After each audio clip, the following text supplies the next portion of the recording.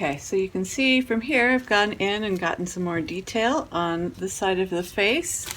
Before we were working on the left-hand side here, and I've come in and done a little more to match. I will, of course, keep doing a little bit of adjustments here and there. You can see in the background I've got some up close and more detailed photos of my subject, and I've been working from those to put in detail using proportion, shadow areas, line and angle.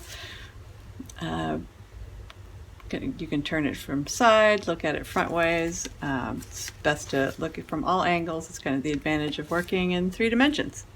So obviously I'm still in a process of making adjustments, but we're getting pretty zoned in here on the proportions and the facial features the way I want them. And I have worked on his ears, placed them where I want those to go.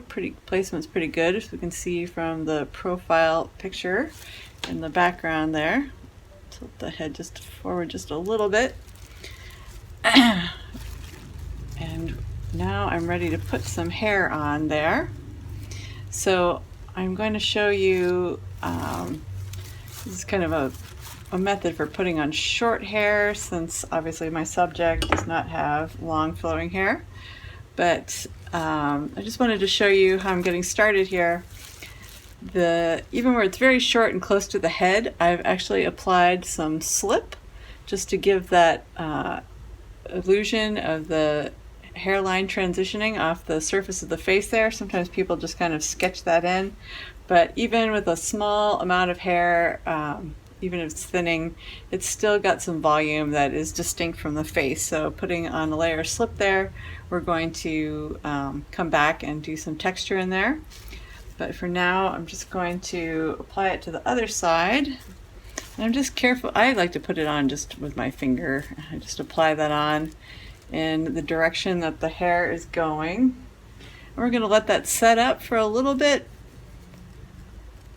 just about halfway to leather hard, so we can do carving in there and we won't get too many burrs. It'll hold texture really well.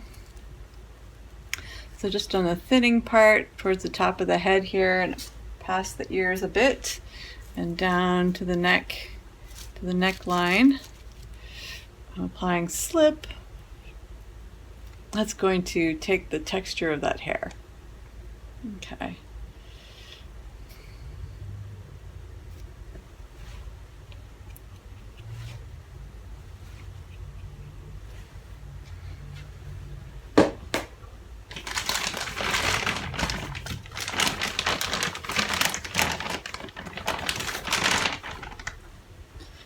Now for longer or thicker sections of hair where it's going to come off a little more, you can have a little more volume, you want a thicker piece of hair, but it's important to not get too thick. So sometimes people, even with long flowing hair, they kind of attach these really thick pieces of clay on there. It's kind of tempting to do that because our hair, when we look at it, it seems to have a lot of volume. When we're working in clay, we don't want to have too much hair just kind of sitting on the head. It kind of looks like something just nesting on your head. It's really easy to get an illusion of a volume of hair without necessarily having a lot of clay on there. So what we're going to do is thin out this piece of clay, and I am just pinching, and I think that gives it a more organic look. I think that if you, even with a person with long straight hair, that person is probably still going to have some texture, some ripples in it. I don't know if you necessarily want to take a rolling pin and just kind of roll the whole thing. And if you have a hair that has long sections, maybe it has a curl underneath, or it comes down on their neck, you want to put those pieces down there first. Instead of working from the top down and trying to tuck hair from underneath, we're going to work from the bottom up there, and that will help you with the construction of it.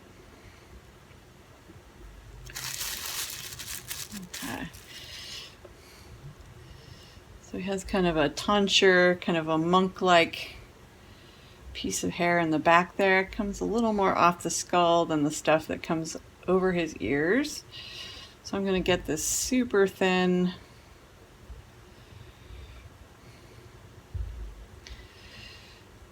And I'm not going to wrap it all the way around his head. I'm going to take this from where his hair seems to get thicker, where we stopped there with the slip.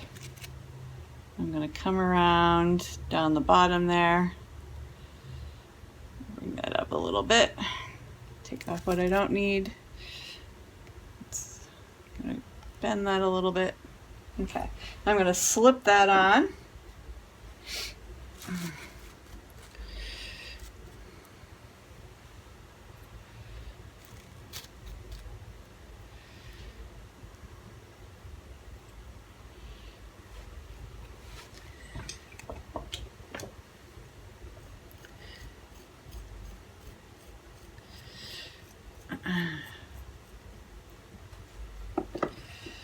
Okay, slipping the back of my piece of clay here. Okay.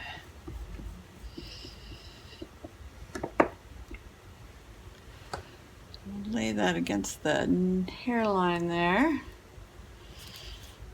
Okay.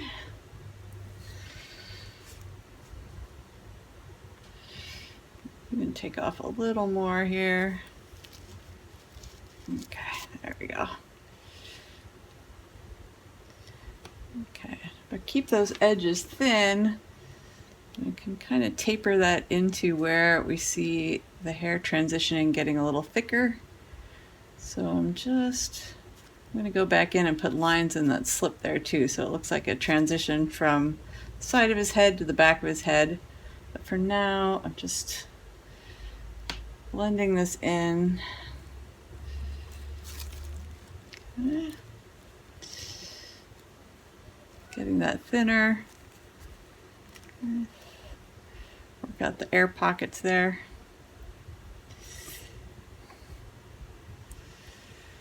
Okay, and I'm going to taper that up a little more because I'm going to have another thinner layer of hair that's going to come down over this bottom part, like I said.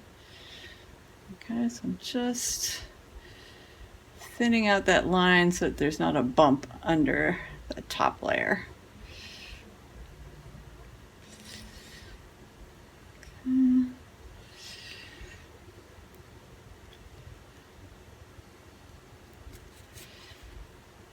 Okay.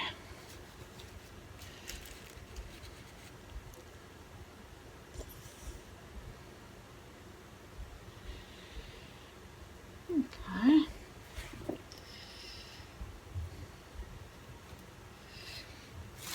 So then you can take your fork or comb or whatever you like to do for lines and textures. You come in and put in some lines for the hair. So this will give you the appearance of strands of hair. And you don't even really need this many. I'm just kind of exaggerating so you can see what I'm doing here. Okay. And that way you do not have to come in and put in every strand of hair. And then kind of like a painter, I go back in and kind of blur out some of those lines. Because remember, just like anything else, when we're doing something with really deep lines in clay, it catches the light more, it makes it look darker and very deep.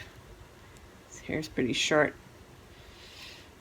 I'm going to come back and deal some more with the edges, but right now we're just attaching our clay, getting the broad strokes on there. I'll come back and kind of chop into the neckline a little bit, make it look a little more organic, not so mechanistic there. Okay, so I'm going to take another piece of clay and attach it to the top here to transition from the top of his hairline there. I'm going to try to get even thinner pieces of clay up there because he has much less volume as it goes up the back there. So you can even take little scraps of clay that are sitting around on your table and just put some of those on, like little wig pieces almost. And the more you kind of section up the hair into planes and volumes, it gives your hair a really more naturalistic look. Okay, so I'm going to piece a few pieces on there, get my mass in there.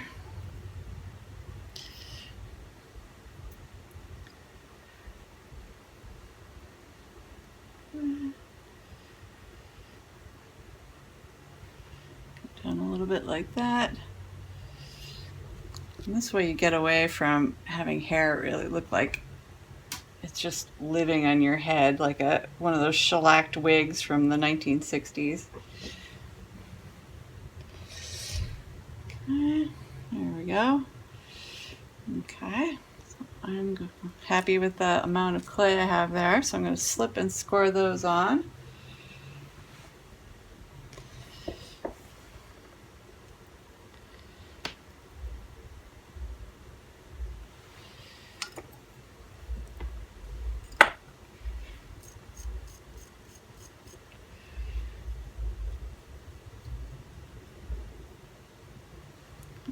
Tapping those on, making sure there's no air trapped underneath there.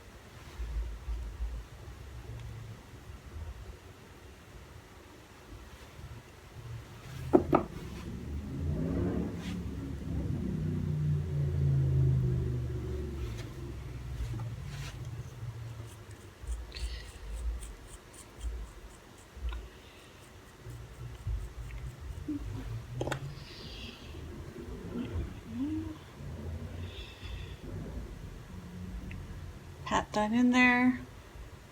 Just leaving that up slightly. I'm not blending it all the way into his head. Okay. A little more there.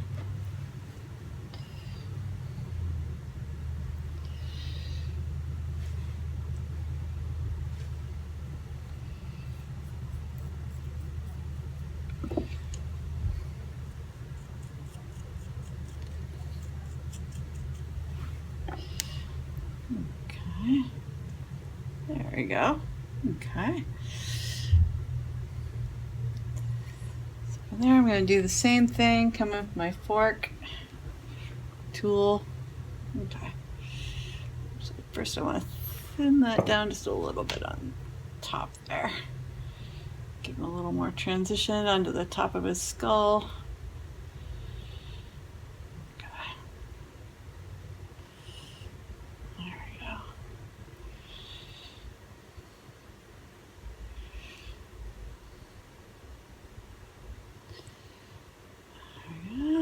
Okay. See, it just gives that slight illusion of volume. Okay. Come back in. Give those some lines. Okay. There we go. Okay. Come back in. Blend some of them down, smooth it down, give it a more naturalistic look. Okay. All right. You can see we got some layers in there, and then I'm going to come in and just do some transition lines into where we had the slip. Okay.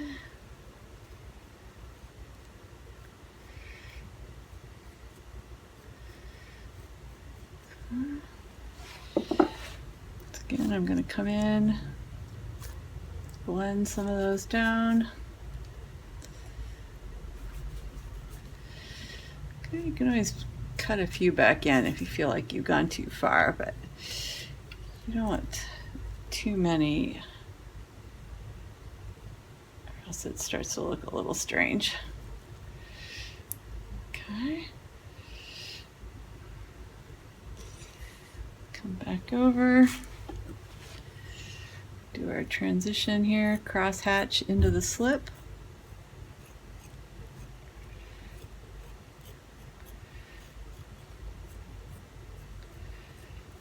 There we go. Gotta work on that neck angle. Okay.